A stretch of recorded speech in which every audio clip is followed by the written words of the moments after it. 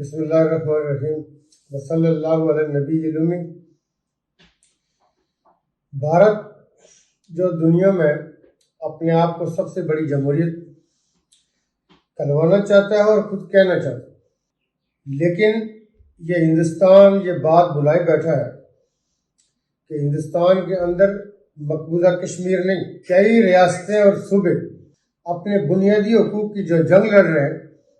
اور ہندوستان سرکار سے، ہندوستان کی اسٹیبلشمنٹ سے اپنے جو حقوق مانگ رہے ہیں اور جن حقوق کے لیے وہ جانے دیتے ہیں۔ مقبوضہ کشمیر کے لوگ 75 سالوں سے ہندوستان سے صرف ایک ہی مطالبہ تھا جس کی ہندوستان کی اپنے کمٹمنٹ تھی اقوام متحدہ سیکورٹی کونسل میں،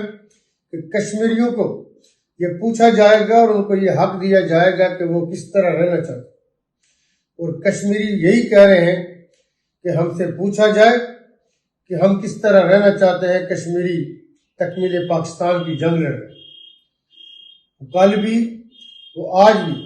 وہ آنے والے کل بھی اپنے آپ کو پاکستانی گردانتے ہیں، پاکستانی مانتے ہیں، اور اس کے لیے مقبوضہ کشمیر کے رہنے والوں نے ہر وہ قربانی دی ہے۔ شاید کسی دوسری قوم کے حصے میں نہ ایسی قربانیاں آئی، نہ ایسے اعزاز آئے، نہ ایسے اکرام آئے۔ ہم یہ سمجھتے ہیں کہ ہندوستان کا چہرہ ایک سیاہ دبوں والا چہرہ جو دنیا میں جمہوریت تو دور کی بات، انسانیت سے کوسوں دور ایک ایسا ملک کہ جس کے ہاتھ جو پورے کا پورا انسانیت کے خون سے لتھڑا ہوا ہے، وہ کیسے اپنے آپ کو جمہوری کہہ سکتے ہیں، کیسے اپنے آپ کو سیکولر کہہ سکتے ہیں۔ سیکولر اور جمہوریت کہنے کے لیے اور یہ اعزاز پانے کے لیے ہمیں انسانیت کے قریب جانا ہوگا۔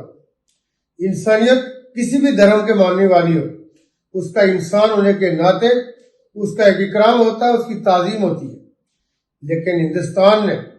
جس طرح اپنے اندر رہنے والے دوسرے مذاہب اور ادیان کے لوگوں کو ہمیشہ گاجر مولی کی طرح کاٹا ہے، اور مقبوضہ کشمیر کے اندر ہماری ماؤں بہنوں، ہمارے بزرگوں اور بچوں کو ہر اس انسانیت سوز ظلم سے دوچار کیا جو کسی انسان سے توقع نہیں کی جا سکتی، جو کسی موذی سے تو کی جا سکتی ہے، لیکن انسانیت کے ناطے یا انسان کہلوانے کے دوروں دور تک رہنے والے بھی جو ہیں وہ ایسا جرم نہیں کر سکتے، نہ ایسا جرم کرنے کی سوچیں گے۔ تو ہم یہ سمجھتے ہیں کہ ہندوستان جمہوریت کہلوانے کا کوئی حقدار نہیں ہے، نہ جمہوریت کا اس سے کوئی تعلق ہے، نہ جمہوریت سے اس کا کبھی سابقہ اور واسطہ رہا ہے۔ مقبوضہ کشمیر کے لوگ اپنی آزادی کی جنگ لڑ رہے ہیں، اور ہندوستان کے اندر رہنے والی کئی دوسری اقوام بھی اپنی آزادی کی جنگ لڑ رہے ہیں۔ اس لیے ہندوستان